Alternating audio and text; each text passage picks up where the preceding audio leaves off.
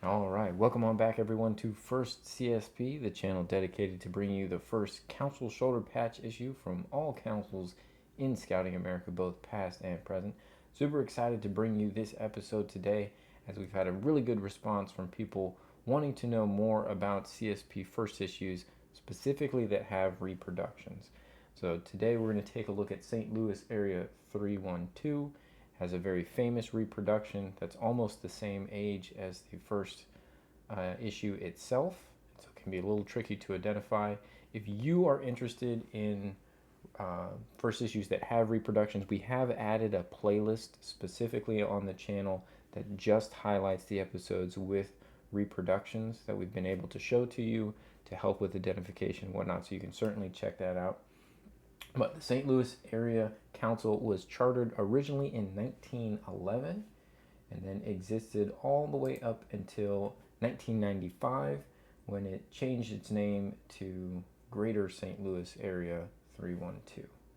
All right, let's take a look at the patch table where we have the first issue up.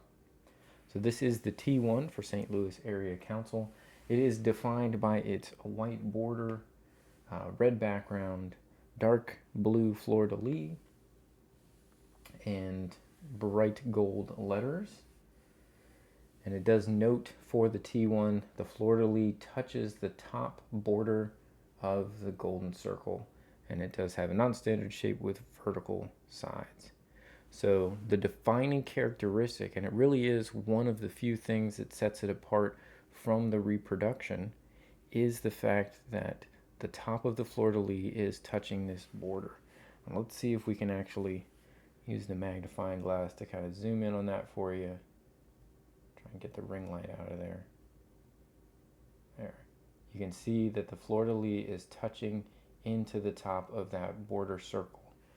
So that is the most important defining characteristic when looking at the comparison. There's some other things I'm going to point out when we get the side-by-side up with the reproduction. Let's take a look quick here at the back. So this is the T1, and it is a cloth backed patch. One of the things that's difficult about the reproduction, as I said in the intro, is that unlike a lot of reproductions that were maybe produced later, if you look at the national reproductions in 1980, 81, or whenever that was, that were all plastic backed, those do show a difference in manufacture from the originals that were almost a decade earlier. This, it's my understanding, the reproduction TUA that exists, which I've got here to put up in a second, was produced at essentially the same time period. So it was used with the same manufacturing techniques. If we were to try and make patches today, like one that was made in 1950, we just don't really have that tooling available anymore, or some of those materials may not be available, etc. It would be very difficult to produce an accurate reproduction. But when it's made at around the same time period, it does mean that you can approximate the original very closely, and it makes it very difficult to discern the difference. All right, so let's take a look at one of the reproductions, the TUA. And again, we're going to find it does have the same characteristics as far as the white border, the red background, the dark blue fleur-de-lis, the bright gold letters. And if we're very quickly to flip it over, again, the back looks essentially the same. This was made with the same types of production techniques as the authentic original was made. Now we'll note, if we go in here close up and take a look at the top, there is a space. It is not into the border there. It's hard to hold this in the right place when I'm looking at the screen. But it's not. You can definitely see that there is some space in between there. That is going to be the defining characteristic that represents the TUA. I have recently seen TUAs like this being sold by people who are claiming for it to be authentic. Now, I don't know if that's done with them knowing that it's actually not authentic, it is the reproduction, or they are knowing. I have no way of knowing, and again, it looks so close, it can be easy for people to be confused. By and large, most of the time when you're seeing CSPs sold online, they don't even try and specify the issue. They're usually being sold by people that are not collectors. They may not have access to collector's guides, so they wouldn't know a T1 from an S35. They wouldn't know those terms, and so they don't try and list it. So a lot of times they'll just say this is a St. Louis area council, but sometimes people do actually list out that this is an authentic first issue, and if they're dealing with this, again, this is the reproduction. Now let's put them side by side, or kind of top and bottom. Talk about some other things I've noticed when looking at the first issue versus this reproduction. It's kind of hard. They are a little larger to get them on screen. Obviously, we can see very clearly next to each other. When we've got this space, this is going to be the reproduction. When it pokes right into the border there, that is the authentic one. That's what's specifically designated in the collector's guide to give you the reference. Now in this case, it does appear as though the original has a slightly brighter red twill, and this is a slightly darker one. It's my experience that I have seen some of these reproductions where it's not touching the border, where I think the color might be a little closer, so I don't know if there's a variation in the twill that was used when those reproduction runs were done. That I'm not sure of. Another thing that has stood out to me when I'm comparing these and when I've looked at other pictures of known reproductions, you're going to find this blue line here that's waving along the center to be a tighter edge. It just looks like a clean edge against the white, whereas in the originals, notice how they kind of feather into each other some. And that seems to be a difference that is holding true on the originals versus the reproduction. But the easiest comparison is to make the positioning of that fleur-de-lis. It needs to be poking into the top if it's an authentic first issue. I'm going to put these down just a little bit more so we can see both texts if possible. There is a slight difference in the embroidery on the text, but it's hard to put that into any kind of descriptor.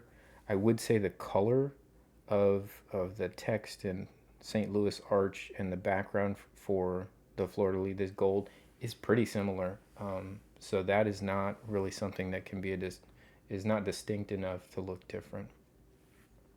But again, here we have, I'm gonna stack them underneath each other. Here we have at the top, this is the authentic one where it's going to poke into it. That's going to tell you actually have a first issue. They do list that 1,069 of these are made, so it can be a little harder to run into. And then this is the reproduction. I have no idea the numbers of reproductions that were made. But they are also listed as the exact same size. They're going to be 60 top to bottom millimeters by 128, and these two are the same size. And again, if you look at the backs, the construction style looks very similar on the back as well. Now we do happen to have the next issues as well, so we'll put those up here very briefly. The next for St. Louis was to go ahead and put that same design onto a standard size CSP.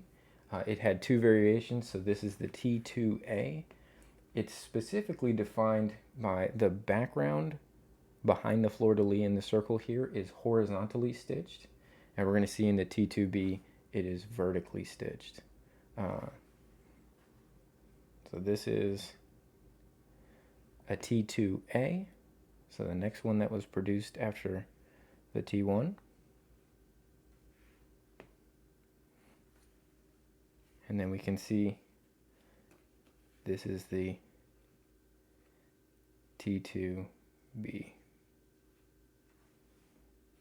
Might be a little hard to see there actually. Let's see if we can zoom in a little bit. And you can see that behind the fleur-de-lis there, we do have vertical stitching.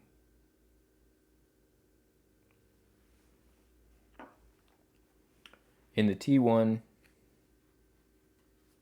this one is a kind of clear coat plastic back, which does look decidedly different. I don't know if there was multiple production runs here on the T2A or T2B, but they do look a little bit different. And again, the T2A has horizontal stitching, which is the same as the original T1. The background behind the fleur-de-lis in the circle on the T1 was horizontal as well. and then we have vertical stitching behind the fleur-de-lis here in the T2B. All right, we'll finish today's episode just throwing back up that first issue. Again, you see it there poking up into the border. That's what you got to look for when you want to make sure if you're trying to find an authentic St. Louis area T1. Well, I hope you guys have enjoyed this video. Again, this will be in that playlist of first issues that have known reproductions where we've been able to bring in those reproductions and show you the comparisons to help you with identification. I hope you guys have enjoyed that content. If so, please give the video a like. Feel free to share it with your fellow collectors or scouters just finding this interesting, kind of the histories at the beginning of each council's CSP. We really like bringing this content. I want to thank you for stopping by every day to catch the new episode. But until tomorrow, I hope you guys have a great rest of your day.